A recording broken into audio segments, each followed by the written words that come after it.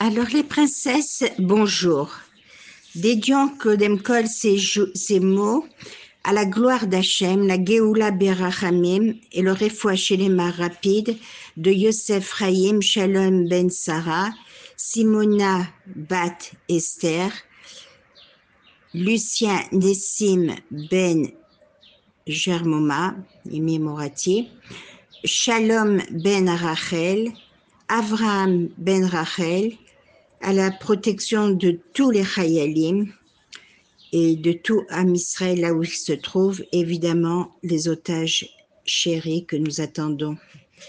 La Géoula Maher Berachamim, permettez-moi d'ajouter Refoua Shelema, les Rachel Chaya Bat Luna et Yosef Yitzhak Ben Esther, le fils du Ravabi pour ceux qui le connaissent. Parasha Shelach, Shelach Lecha.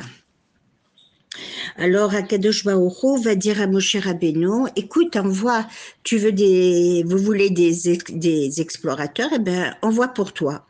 Shelach Lecha. Envoie pour toi. Alors à partir de la présente paracha, commencent plusieurs parachutes particulières. Celle de cette semaine consacrée aux explorateurs, puis celle de Korach, basée sur la jalousie, celle de Zimri ben Salou à la fin de la paracha Balak, les mitzvot, les midot, avec l'envie, la jalousie, la fierté, je dirais plutôt les vices. D'après le Pirkei Avot, ces mauvais traits de caractère qui peuvent précipiter hors du monde ceux qui en sont affligés. Alors, c'est un événement crucial qui est provoqué par des dignitaires. C'était pas des personnes simples, on les appelle anachim. Alors, monter, hériter d'Eretz Kedusha, dit Akadosh Baruch Hu, et là il y a un doute. Comment ne pas croire au dire d'Hachem? Et ils veulent vérifier. Alors, c'est là qu'Hachem demande à Moshe Rabbeinu, tu veux, envoie. Et on sait que cette expédition s'est mal terminée. Alors la Torah rapporte que les explorateurs ne sont pas dirigés, se sont dirigés vers le sud d'Eretz Israël, et il est allé à Hebron. Alors pourquoi le verset commence-t-il au pluriel? Les explorateurs se sont dirigés vers le sud d'Eretz Israël et il est allé à Hebron.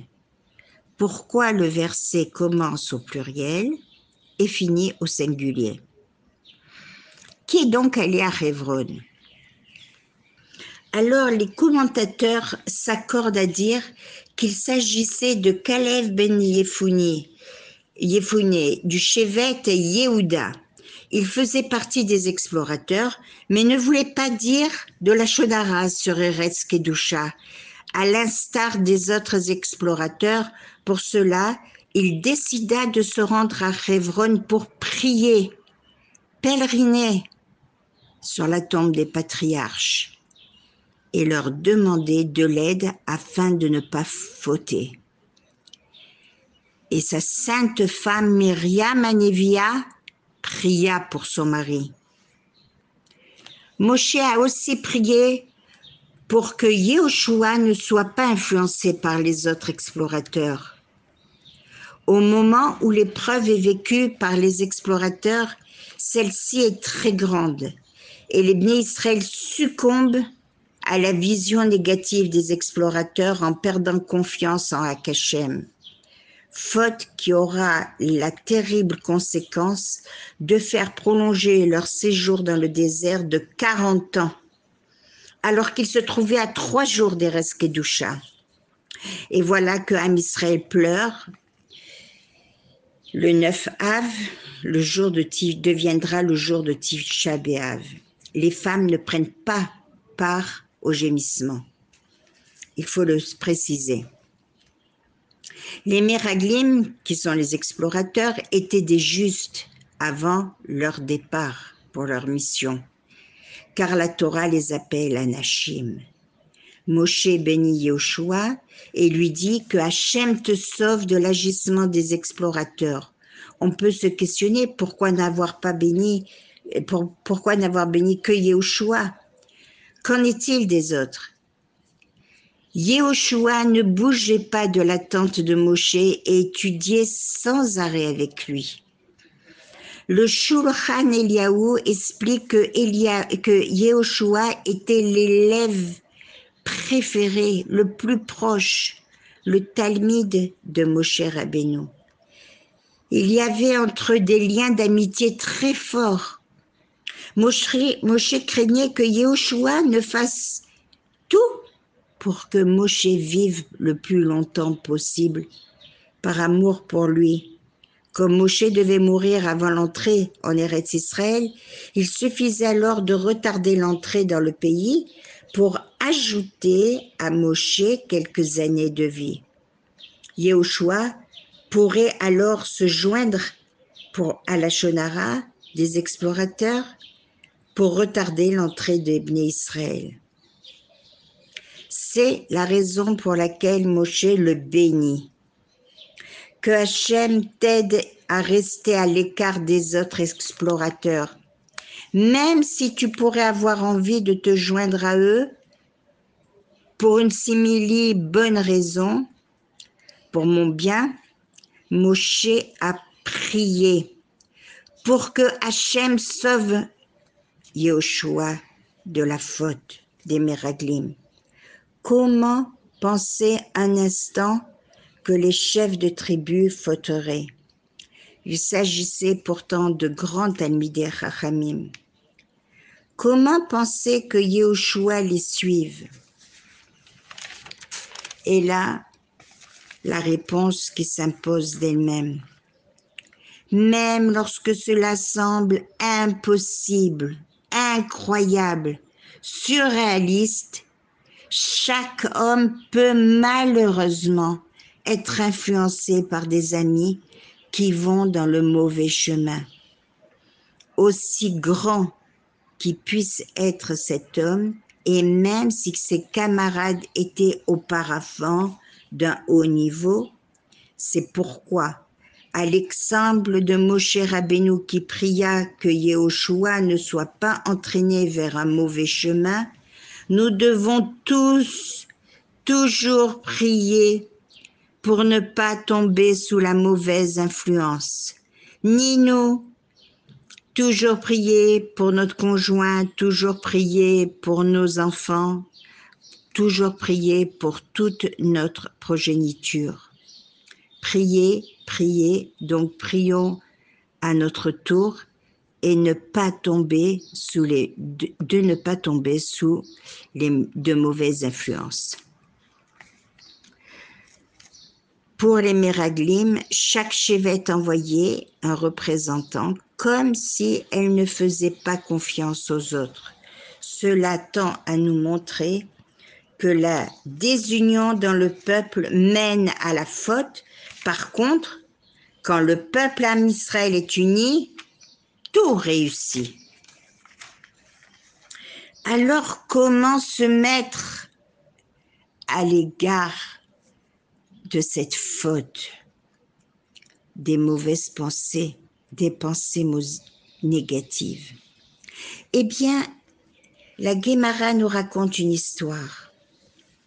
Un homme a été voir le Maguide de Mezrich et lui a dit qu'il était très embêté par les pensées négatives qui l'assaillent.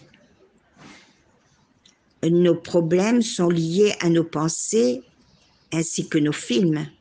Marchavot, pensées étrangères, symptômes des derniers temps. Et c'est à lui gâcher la vie. Alors le Maguide de Mezrich lui répond: va chez le tzaddik de Gitomir, il va t'aider. Après un long chemin, il tapa à la porte du tzaddik de Guitomir. Mais voilà, pas de réponse. Et pourtant, il voit qu'il y a de la lumière, il sent du mouvement à l'intérieur de la maison. Mais on ne lui répond pas, on ne lui ouvre pas la porte. Il repart, bon, il retourne à l'auberge pour y passer la nuit, mais le lendemain, il revient, tape, tape, et là, le tzaddik lui ouvre la porte. Il lui explique la gêne qu'il a dans sa vie, le pourquoi de sa visite, et le Maguide m'a dit que tu vas m'aider des souffrances que me procurent les pensées négatives. Et le tzaddik de lui répondre, Nahon, que tu es venu hier? Oui, vous ne m'avez pas ouvert la porte. Eh bien, dans la vie, c'est la même chose. À toi de décider ou de fermer la porte. Maîtriser, dominer nos pensées. Ceci est une grande leçon de pensée. Diriger nos peurs, nos bilboules, nos perturbations. Prendre du recul et entendre Akadosh Baruch Hu. Alors, je voudrais vous signaler que Shabbat, c'est le 23 Sivan. Et c'est un jour propice. Comme il est dit dans la Megillah que ce jour, les scribes du roi ont écrit tout ce que Mordechai a ordonné.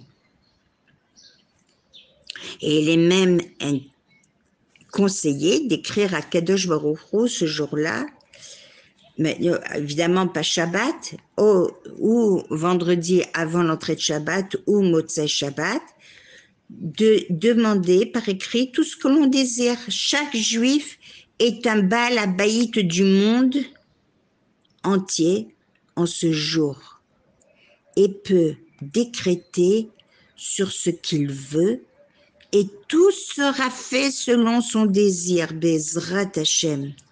Nous sommes encouragés à utiliser cette opportunité au maximum, d'écrire à Akadosh Baruch Hu, à Dieu, que tout ce que l'on désire soit exaucé. Amen.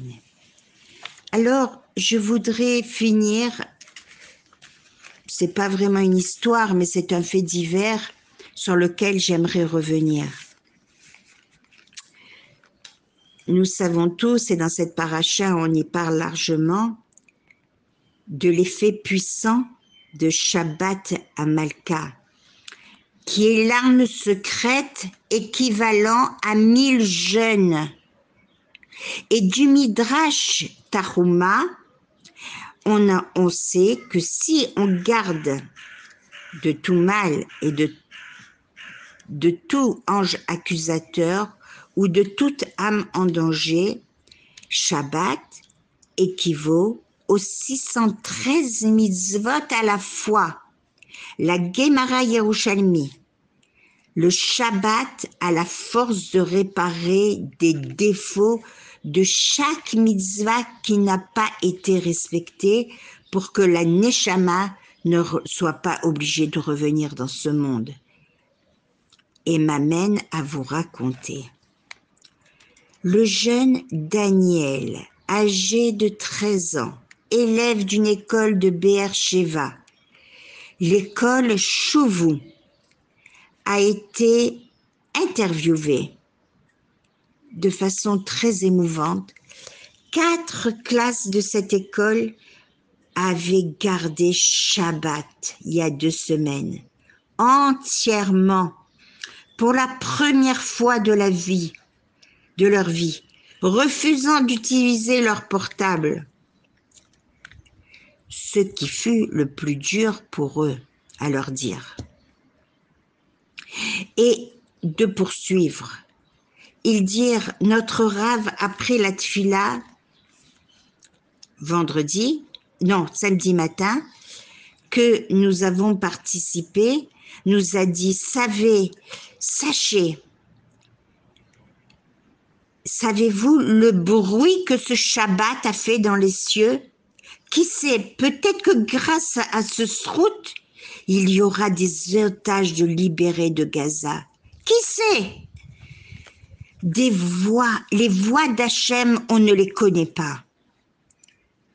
Et quelles furent leurs grandes émotions, leur joie lorsque Motsaé Shabbat, avec tout le Ham Israël, ils entendirent la libération de 4 otages sains et saufs, avaient été sortis de Gaza, dont une jeune fille du nom de Noah, habitant elle aussi Be'er-Sheva. Des actes qui nous paraissent si petits et anodins, ont la force de faire trembler les cieux, ont une puissance exceptionnelle. Ce principe s'applique aussi avec la frachat Trala, dont on parle aussi dans cette paracha. Un morceau de pâte, l'échem, qui a la force de l'ochem, de se battre avec tous nos ennemis, milchamot, les guerres matérielles et spirituelles composées de la même racine que l'échem, qui entraîne la chemla, la pitié d'Hachem, qui nous fera réaliser nos rêves, nos chalom. Aïnou kecholmim, de voir très bientôt la Géoula, la Tosefet de Shabbat aussi ajoutée avant l'entrée de Shabbat quelques minutes. Les princesses, chérissez nos mitzvot, la Frachat Trala, Anerot, Shabbat Ve'egam et aussi la Nida. Et on verra des Nissim Veniflaot. Très bonne journée, les princesses.